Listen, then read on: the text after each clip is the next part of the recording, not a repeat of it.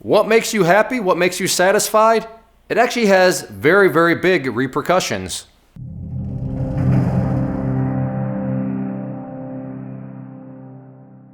I've done a podcast on this. However, I realize some people are more visual. So I figured, let's get a YouTube video out there that can look at my little stick figures and all of this. But the cost of contentment, that is what I named that podcast. And that's what I want to talk about here. And the cost of contentment has basically everything to do with how jobs work.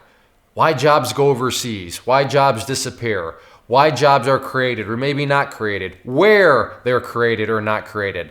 It all boils down to the cost of contentment. So what do I mean by this? Well, let's just say we have two people, and I'm not going to assign them names yet, but these two people have different contentment levels. You know what? And content meaning, what would satisfy them? What would make them happy? And before I go any further, there's no judgments here. I'm not saying that either of these people is right or wrong. As the example I use in the podcast, me versus my father-in-law when it comes to TVs, boy, oh boy, is his cost of contentment a whole lot lower than mine. I like watching movies, I like watching TVs, so I have a good sized TV, flat screen, all that good stuff. Him, he's got the most basic of basics. In fact, my wife and I, we got him a new TV, I don't know, like 5 or 6 years ago. So in TV years, that's like Stone Age. But if we hadn't done that, he'd probably still have the big old box TV because I'll watch a little bit of sporting events. I'll check the news. He's content with much, much less than what I am. So that's just what I mean by contentment. That's just an example that pertains to me. But as far as this goes, let's say that we're going to call him Netflix. Well, I'd like Netflix. I want Netflix because I enjoy it. It's satisfying to me. Perfect. No judgments on my part. But Netflix to do that has what? A cost associated with it. That cost being, and I don't know if this is right or not. It's just number, $15. So in other words, for Mr. Netflix to be content, it's costing him $15. Over here,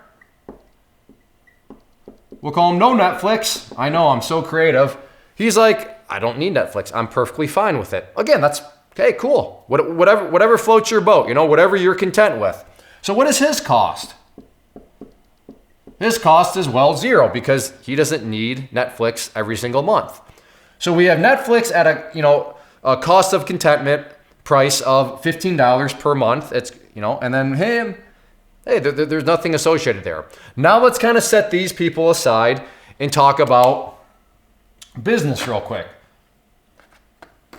Business in the form of what is a business's ultimate goal? A business's ultimate goal, of course, is to make a profit. How do you make a profit? Well, you have to charge for a product or service at the best price possible that's going to accomplish some sort of problem. Right? That's just, I don't want to insult anybody's intelligence, but that's the key is you have to offer low prices. Low prices relative to who? Well, your competitors. A free market, competition. If you are going up against somebody else and you have the same product, the same service that, solves the same problem, well then why would I buy theirs over yours? What's going to be the determining factor? If both solve my problem, what in my mind, for a smart person I should say, what would my mind go to? Well, which one can solve the exact same problem for cheaper? Because if I can pay less, then that means I have more money in my pocket to go and use that money someplace else, right? Like I said, nothing fancy here, but that's what's going to be driving low prices is because a competitor or a company wants to beat their competitor. How do you beat them in the world of business? Well, if you're solving the same exact problem, you beat them by being able to offer lower prices. Now, what determines a price? That's the key thing here. What is going on in regards to the price that can be offered? Well, there's, again, a product or service, some sort of dynamic is going on that's going to figure into how low of a price can I go. And one of those factors that goes into prices, well, cost. Cost of, we'll just call it a product. Okay, now within the category of product, there are lots of costs that go into it. One of those costs is a labor cost. You need to pay somebody to, now you'd also have material, right? So you have to pay somebody to use a material that you also had to pay for to make a product, but there's gonna be labor behind that product. You have to pay somebody to build a product in and of itself. And based on what you pay them is going to dictate the cost of the product. And the cost of the product is going to dictate just how low of a price you can go. So now let's hop back to these people. And maybe you see where I'm headed with all this. But the company needs to find somebody to build this product. And again, with that product, they want to have it, be able to charge as low as possible so they can beat their competitors. So what are they going to do? Okay, well, cost of labor. We want to make this as low as possible. Now let me ask this. Of these two people, who can afford to work for less? Who is able to work for less? Who is willing to work for less? Well, given that this person has a cost of 0 per month and this person has a cost of 15 per month, this person over here obviously has the advantage of getting hired, of getting the job. Now, is this person going to work for $0? No, because they're going to value their time. But would they be willing to work for less than that person? Of course they would, because this person has just a higher cost of contentment. They want Netflix. And again, there's nothing wrong with wanting Netflix. That's great. But if you are going up against somebody that is okay without Netflix, well then from a labor perspective, they are cheaper. If the company's looking at these two as products, which product looks better? The $15 one or the one that, is kind of free, but of course that person's not going to work for nothing. So they'll work for something, but it's going to be less than what that person would have to work for. So of course, the company, given that they want to charge low prices and given that a function of prices is, well, how much does it cost to make a product? And given that labor is a part of that cost, they would be stupid not to choose that person to do the labor. And by doing that, they're offering low prices. To who? To you and I. And that's the name of the game. I like low prices. I don't have any problem in saying I like low prices. I'm assuming you like low prices too. So that is how jobs, that's how it all functions. So why may some sort of job be getting shipped overseas well, because those people have a lower cost of contentment. They are okay with certain dynamics, whereas if you were to bring it to this country or another country, sorry, those countries can't compete because their cost of labor is just going to be that much higher.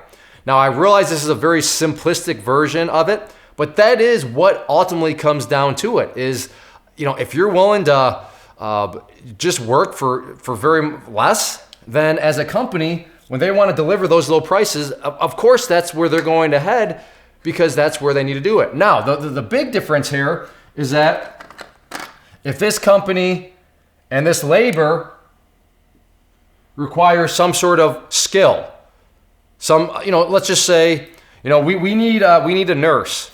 We need a nurse to offer up the product, or in this case, to offer up the service of, well, just healthcare, right? To be a nurse in a hospital.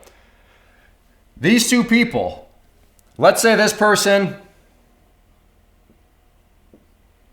oh my goodness, they look like a pilgrim. That's supposed to be a graduation cap. They graduated from college with a nursing degree. This person over here,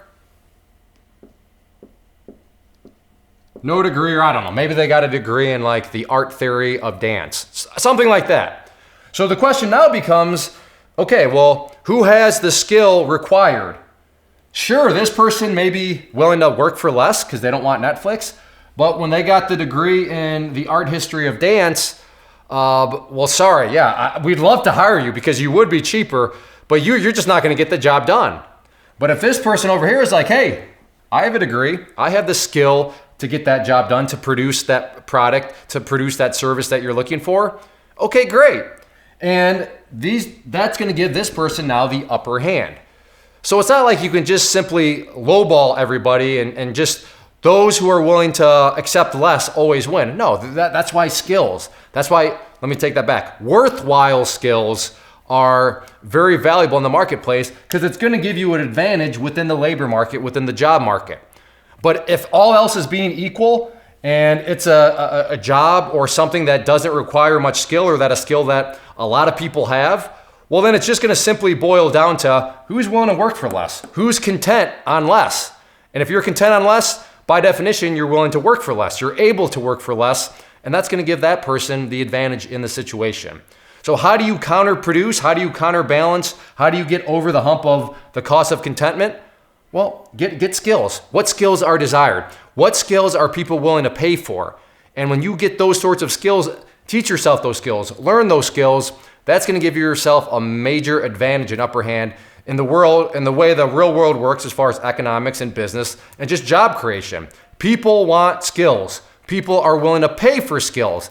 But if all skills are just, if the skill desired, and no offense, if you deep fry fries, hey, that's great. If you're just getting started in life, that's awesome. You got yourself a job, you're learning personal responsibility, how to show up on time, fantastic.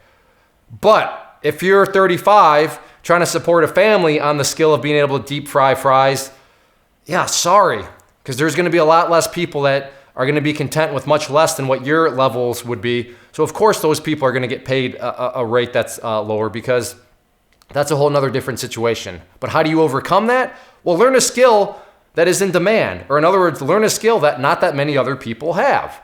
I chose to get an engineering degree because a lot of other people out there don't have engineering degrees. So that makes my skill a little bit more worthwhile, a little bit more in demand, which means people are willing to pay for my labor higher than what somebody else does that's, deep frying fries. Again, I don't have anything against people that are deep frying fries. If you're, a high school kid or whatever, and you're just getting started, or you're just working a part-time job to try to bring in more money, that's great.